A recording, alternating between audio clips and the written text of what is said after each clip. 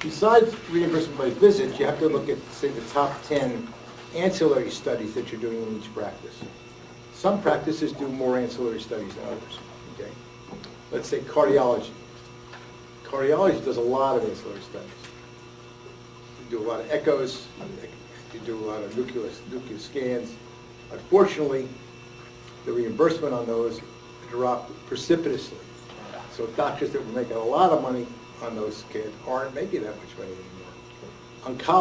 Oncology practices. So we're making at one point a lot of money on chemotherapy in the office. Well, they changed it and said, okay, instead of getting paid on average wholesale cost for the drugs, we're going to give you actual cost and we're going to reduce the percentage. And all of a sudden, doctors, a lot of oncologists say, well, maybe we'll send the chemotherapy patients back to the hospital. Okay, we're not going to do that anymore.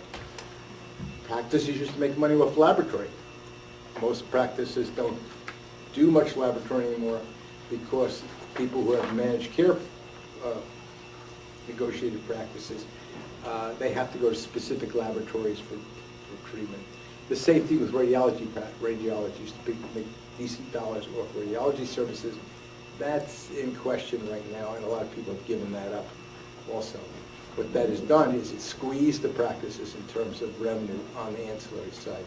But you should look at all times, besides negotiating practice, you should look at where are there certain ancillaries you could be doing, you're not doing, which could generate you more money.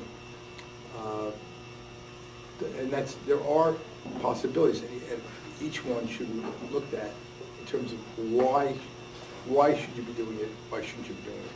In pediatrics, I'm sure you're doing plenty of vaccinations. Vaccinations, you're probably owning vaccinations. You have good negotiating contract with the people who are providing you the vaccines. That's the important thing. You can negotiate a better deal for the vaccines. Okay.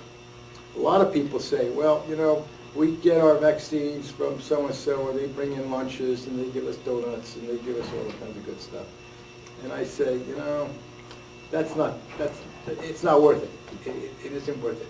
You're better off getting the dollars and buying your own lunches and your own donuts, etc. Because they're not doing it because they like you. They're doing it because they want to keep the business.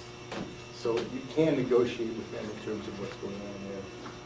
So that's the thing on the ancillaries.